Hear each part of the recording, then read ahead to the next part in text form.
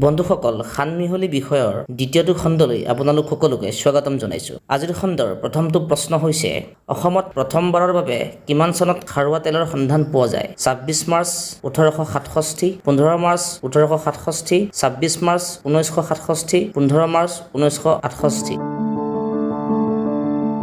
আৰু ইয়াৰ শুদ্ধ উত্তৰটো হৈছে 26 মাৰ্চ 1867। 2 নম্বৰ প্ৰশ্নটো হৈছে খালী ঠাই পূৰ কৰা। এখন দৌৰ প্ৰতিযোগিতাত সদায় দেশ থাকিব, পুৰস্কাৰ, দৰ্শক, বিচাৰক, প্ৰতিদ্বন্দ্বী।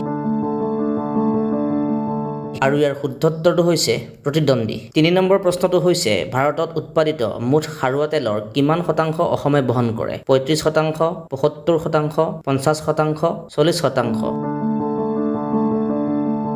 আৰু ইয়াৰ শুদ্ধ উত্তৰটো হৈছে 35%। 4 নম্বৰ প্ৰশ্নটো হৈছে অসমত স্থাপন হোৱা প্ৰথমখন ইংৰাজী বিদ্যালয়ৰ নাম কি? Cotton College, Sandikoi College, Sonaram high school, Guwahati seminary.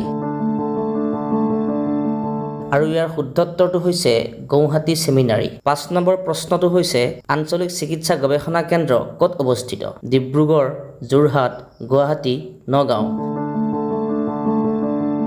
আৰু ইয়াৰ শুদ্ধ উত্তৰটো হৈছে ডিব্ৰুগড়। 6 নম্বৰ প্ৰশ্নটো হৈছে কাজিৰঙা বনাঞ্চলক কিমান চনত কাজিৰঙা অভয়াৰণ্য হিচাপে নামকৰণ কৰা হয়? 1955 চনত, 1945 চনত, 1950 চনত, 1961 চনত। আৰু ইয়াৰ শুদ্ধ উত্তৰটো হৈছে 1950 চনত। 7 নম্বৰ প্ৰশ্নটো হৈছে হুদুমদেউ পূজা ক'ত পালন কৰা হয়? পশ্চিম গোৱালপাৰা, কামৰূপ, নলবাৰী, গোলাঘাট।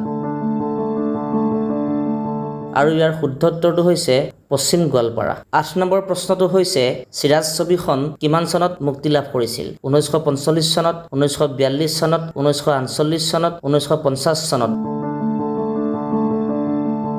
আৰু ইয়াৰ শুদ্ধ উত্তৰটো হৈছে 1948 চনত। 9 নম্বৰ প্ৰশ্নটো হৈছে বেংকক এছিয়ান গেমছত দৌৰত স্বৰ্ণ পদক লাভ কৰা প্ৰথমগৰাকী অসমীয়া খেলুৱৈ কোন? হিমা দাস, বিদ্যুৎ গোস্বামী, ভোগেশ্বৰ বৰুৱা, অভিজিত ভট্টাচাৰ্য। আৰু ইয়াৰ শুদ্ধ উত্তৰটো হৈছে ভোগেশ্বৰ বৰুৱা। 10 নম্বৰ প্ৰশ্নটো হৈছে অসমত থকা মুঠ উন্নয়ন খণ্ডৰ সংখ্যা কিমান? 219টা, 220টা, 234টা, 260টা। আৰু ইয়াৰ শুদ্ধ উত্তৰটো হৈছে 219টা। 11 নম্বৰ প্ৰশ্নটো হৈছে যোৰহাট চিকিৎসা মহাবিদ্যালয় কিমান চনত স্থাপন হৈছিল? 2008 চনত, 2010 চনত, 1999 চনত, 2009 চনত। আৰু ইয়াৰ শুদ্ধ উত্তৰটো হৈছে 2009 চনত। 12 নম্বৰ প্ৰশ্নটো হৈছে তলৰ কোনটো যুগ্ম সংখ্যা? 1098, 1981, 1097, 1099। আৰু ইয়াৰ শুদ্ধ উত্তৰটো হৈছে 1098। 13 নম্বৰ প্ৰশ্নটো হৈছে fill in the blanks. We dash English now, are learning, were learning, learning. আৰু ইয়াৰ শুদ্ধ উত্তৰটো হৈছে আৰ লাৰ্ণিং, অৰ্থাৎ উই আৰ লাৰ্ণিং ইংলিছ নাও। 14 নম্বৰ প্ৰশ্নটো হৈছে অস্কাৰ পুৰস্কাৰৰ বাবে মনোনীত প্ৰথম ভাৰতীয় কথাছবিখনৰ নাম কি? গাইড, মাদাৰ ইণ্ডিয়া, কুলি, ডন।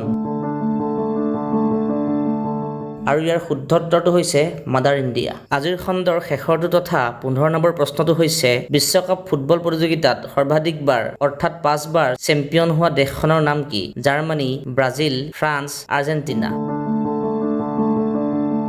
আৰু ইয়াৰ শুদ্ধ উত্তৰটো হৈছে ব্ৰাজিল। বন্ধুসকল, এতিয়া আগবঢ়াইছো আজিৰ খণ্ডটোৰ প্ৰশ্ন। আজিৰ খণ্ডটোৰ প্ৰশ্ন হৈছে কোনখন দেশে বৰ্তমান কৃত্ৰিম সূৰ্য আৰ্টিফিচিয়েল ছান নিৰ্মাণৰ পৰীক্ষা নিৰীক্ষা চলাই আছে? আপোনালোকে যদি ইয়াৰ উত্তৰটো জানে তেন্তে কমেণ্ট কৰি নিশ্চয় জনাব, আৰু যদি নাজানে তেন্তে অহাটো খণ্ডলৈ অপেক্ষা কৰক। আৰু যোৱাটো খণ্ডৰ প্ৰশ্নৰ উত্তৰ হৈছে দিহিং পাটকাই ৰাষ্ট্ৰীয় উদ্যানক the Amazon of the east বুলি কোৱা হয়। বন্ধুসকল, আজিৰ ভিডিঅ'ত ইমানেই। ভিডিঅ'টো চাই কেনে পালে কমেণ্ট কৰি জনাবলৈ নাপাহৰিব। ভিডিঅ'টো চাই যদি ভাল পালে তেন্তে আমাৰ এই চেনেলটো অনুগ্ৰহ কৰি ছাবস্ক্ৰাইব কৰি ল'ব, কিয়নো ছাবস্ক্ৰাইব কৰাটো আপোনালোকৰ বাবে মুঠেই বিনামূলীয়া যদিও আমাৰ বাবে ই বৰ মূল্যৱান। গতিকে আপোনালোকৰ এই বহুমূলীয়া ছাবস্ক্ৰিপশ্যনটোৱে আমাক উৎসাহিত কৰিব বুলি আশা কৰিলোঁ। তেন্তে আজিলৈ বন্ধুসকল বিদায় মাগিলোঁ। ভিডিঅ'টো চাই থকাৰ বাবে ধন্যবাদ।